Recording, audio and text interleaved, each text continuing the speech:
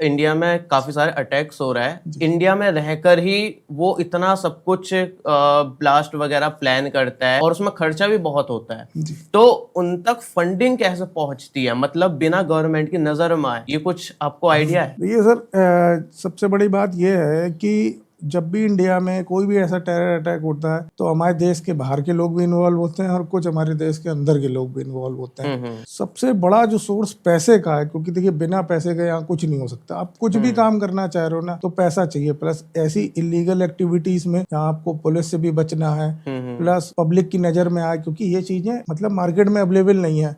आपको इंडिया के बाहर से लेके आनी है। तो इसका सबसे बड़ा एक तो मतलब कुछ चीजें तो बाहर से आती हैं, बॉर्डर से छुप के, स्मगलिंग जिसे कहते हैं। पैसा कैसे आता है, सबसे बड़ा इसका जो मोड है वो हवाला है। हवाला को जैसे समझते हैं कि आपको सऊदी अरब में या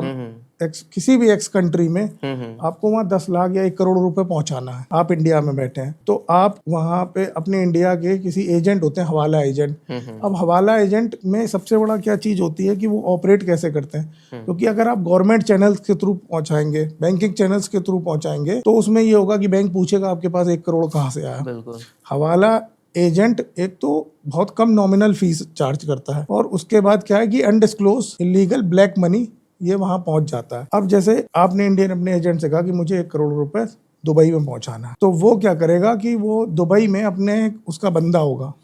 एक एजेंसी होती है, उनका बंदा हर स्टेट जहां जहां पे ये हवाला ट्रांजैक्शन होती हैं, उनका एक नेटवर्क होता है, वहां उनके हर देश में एक बंदा बैठा हुआ है। तो वो फोन करेगा कि भाई इस इंसान को, मिस्टर एक्स को आप 1 करोड़ रुपए पहुंचा दीजिए। तो वो जब मैं उसको यहाँ पे 1 करोड़ रुपए कैश दूंगा तो वो मुझे एक कोड देगा, वो कहेगा कि जो बंदा आपका वहां पे पैसा लेने जाए वो ये कोड लेके जाए, और वो इस एड्रेस पे ये बंदा मिलेगा, इसका ये फोन नंबर है, आप ये कोड दोगे उसको, आपको 1 करोड़ रुपए की डिलीवरी हो जाएगी।